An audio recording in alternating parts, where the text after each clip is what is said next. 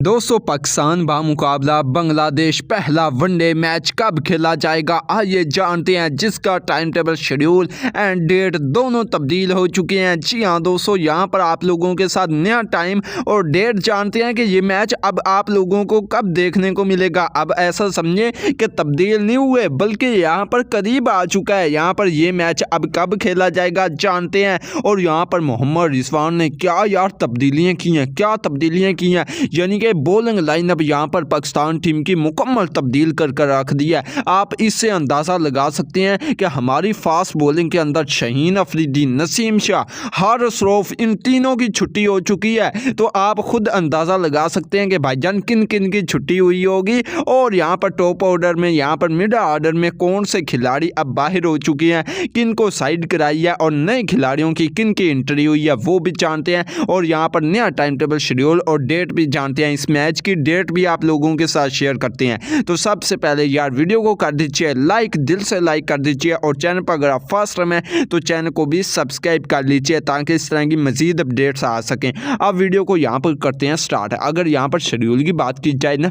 वो आप लोगों को बताते हैं। सबसे पहले रिजवान की यहाँ पर तब्दीलियाँ बताते हैं, क्योंकि आप लोग खुद जानते हैं कि रिजवान की कप्तानी को लेकर बहुत ज़्यादा चर्चाएँ की जा रही हैं। और कैसी चर्चाएँ हो रही हैं वो भी हम सब जानते हैं कि भाईजान ये चर्चाएं हो रही हैं कि यहाँ पर रिजवान को कप्तानी से हटा दिया जाए, आगा साहब आ जाए। लेकिन अब रिजवान ने ऐसा यहाँ पर काम किया जिसको देखकर सभी हैरान रह गए हैं और दंग रह गए हैं। जबकि हमारे लिए, पाकिस्तानी फैंस के लिए भाई सब खुशखबरी आ चुकी है। अब नंबर 1 की बात की जाए ना, ओपनर्स तकरीबन आप लोगों को सेम टू सेम ही नजर आएंगे। नंबर 1 पर यहाँ पर फ़खर जमान है। जी हाँ दोस्तों, फ़खर जमान से ओपनिंग कराई जाएगी। उसके बाद नंबर 2 की बात की जाए तो यहाँ पर भाई सब कौन है, यहाँ पर आप लोग देखेंगे पाकिस्तान टीम के अंदर साइम अयूब को, जो कि यहाँ पर फ़खर के साथ यहाँ पर ओपनिंग करेगा। अब देखें यहाँ पर तकरीबन ओपनर तो सेम ही है, लेकिन भाईजान ओडीआई के अंदर ना बहुत अरसे के बाद आ रहे हैं। साइम अयूब भी इंजरी से बाहर हुआ, इंजरी की वजह से। और यहाँ पर चैंपियन ट्रॉफी में आप लोग जानते हैं फ़खर जमान भी इंजरी की वजह से बाहर हुआ है। लेकिन अब इस वक्त दोनों ही मस्त हैं और दोनों ही भाईजान जिस तरीके से खेलते हैं इसी तरह के हमें यार ओपनर्स चाहिए, यानी कि मार धाड़ वाले। वो नहीं ना आके यार पिच पर नोटिंग की करें। अब हमें इस तरह के ओपनर्स नहीं चाहिए, इसी तरह के चाहिए। अब ये दोनों ओपनर हैं। अगले नंबरों की बात करें तो यहाँ पर आप लोग देखेंगे बाबर आजम को। अब बाबर आजम को नंबर 3 पर रखा गया और वेल डन, बिल्कुल सही नंबर है। अब मैं आप लोगों को जल्दी जल्दी ये जो सेम टू सेम नाम है वो तो बता देता हूँ, उसके बाद तब्दीलियाँ, असली तब्दीलियाँ जो हुई हैं वो भी बताता हूँ। अब यहाँ पर बाबर आजम आप लोग जानते हैं कि पहले ओपनिंग करता था, ओपनिंग इससे फ्लॉप हुई है, यानी कि ओपनिंग तो कर ही नहीं पाया है। अब यहाँ पर नंबर 3 पर जब भी इसने बैटिंग की है भाई साहब, यहाँ पर हैरान कुन बैटिंग की है, क्लासिकल बैटिंग की है। आप लोग पीएसएल के मैचेस उठाकर देख सकते हैं। शुरू में ओपनिंग की, फ्लॉप रहा, जब एंड पर जाकर नंबर 3 पर बैटिंग की। आप सब जानते हैं किस तरीके से फिर इसने पावर हिटिंग कर दिखाई है, जिससे सभी मुतासर हुए हैं। नंबर 3 पर यहाँ पर बाबर आजम है। नंबर 4 की बात की जाए तो यहाँ पर कप्तान मोहम्मद रिजवान को देखेंगे। जी हाँ दोस्तों, यहाँ पर मोहम्मद रिजवान है।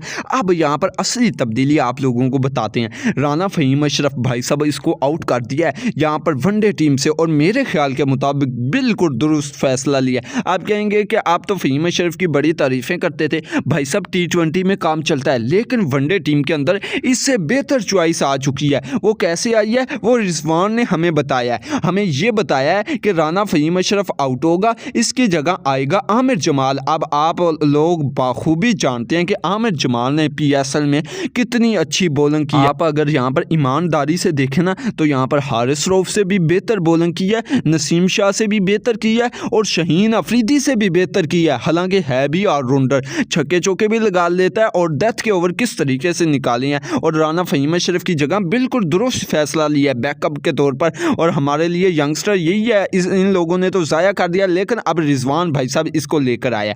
अब यहाँ पर कौन है, आमिर जमाल को देखेंगे। उसके बाद अगले नंबर की बात की जाए तो यहाँ पर हमारे नायब कप्तान सलमान अली आगा हैं। जी हाँ दोस्तों, आगा सलमान को देखेंगे जो कि वनडे टीम के अंदर बहुत ही अच्छी परफॉर्मेंस दे रहे हैं और वैसे नायब कप्तान भी हैं, अच्छी लाजवाब परफॉर्मेंस दे रहे हैं। उसके बाद अगले नंबर की बात की जाए तो यहाँ पर आप लोग देखेंगे पाकिस्तान टीम के अंदर मिडल ऑर्डर में यहाँ पर हसन नवाज़ को, जी हाँ दोस्तों, यहाँ पर हसन नवाज़ को शामिल किया गया। अब आप लोगों को असली तब्दीलियाँ नजर आएंगी कि बॉलिंग लाइनअप में तब्दीलियाँ हुई कौन सी हैं। अब यहाँ पर हसन नवाज़ के बाद हसन नवाज़ भी डेब्यू वीडियो करेगा।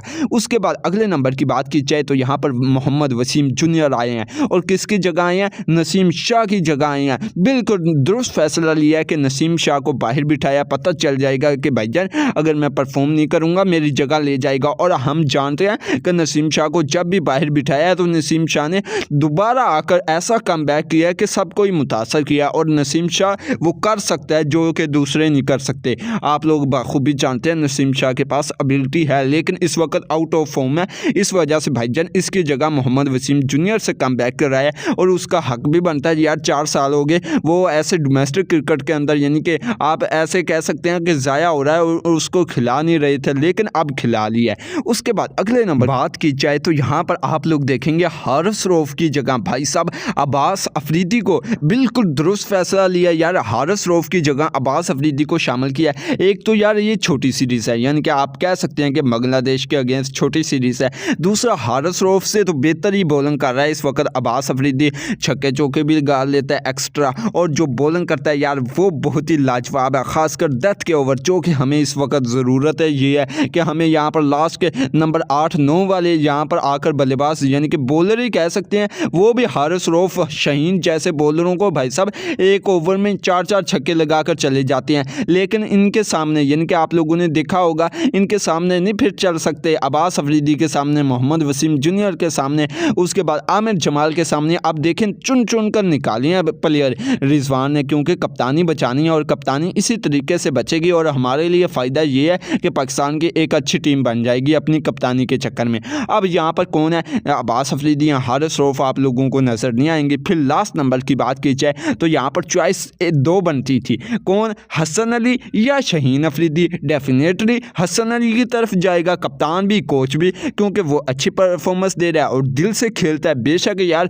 शाहीन अफरीदी आप जैसे मर्जी कंपैरिजन करते फिरें, वो तो आप लोग जानते हैं कि शाहीन अफरीदी से बेहतरी बॉलिंग कर रहा है यहाँ पर हसन अली, लेकिन अगर यहाँ पर देखा जाए ना बेशक अच्छी परफॉर्मेंस ना भी दे तो आप लोग यहाँ पर आकर यानी कि बस कर जाएंगे कि यार शाहीन अफरीदी दिल से नहीं खेलता, हसन अली दिल से खेलता है, और यहाँ पर टीम का माहौल भी ख़राब होगा अगर यहाँ पर दूसरे को शामिल किया, इसीलिए हसन अली ये चलने दो। और यहाँ पर बिल्कुल दुरुस्त फैसला लिया है यहाँ पर रिजवान ने, माइक होसन ने, कोच ने यहाँ पर हसन अली को शामिल किया। और आप लोग जानते हैं हसन अली इस वक्त अच्छी परफॉर्मेंस दे रहा है, ना सिर्फ अच्छी परफॉर्मेंस दे रहा है बल्कि आप लोग जानते हैं पेस भी निकाल रहा है। अब ये पाकिस्तान टीम की प्लेइंग 11 थी जो कि बांग्लादेश के अगेंस्ट आप लोगों को पहले वनडे मैच में दिखाई देगी। अब यहाँ पर अगर शेड्यूल की बात की जाए कि भाईजान ये मैच होगा कब, तो बताते चलिए पाकिस्तान और यहाँ पर बांग्लादेश के दरमियान जो पहला वनडे मैच है भाई साहब अब ये जून में खेला जाएगा। और सबसे बड़ी बात यह है कि दोपहर को 3 बजे और यहाँ पर 24 जून को देखने को मिलेगा। जी हाँ दोस्तों, बड़ी खुशखबरी आ चुकी है कि 24 जून को पहला वनडे मैच हो जाएगा।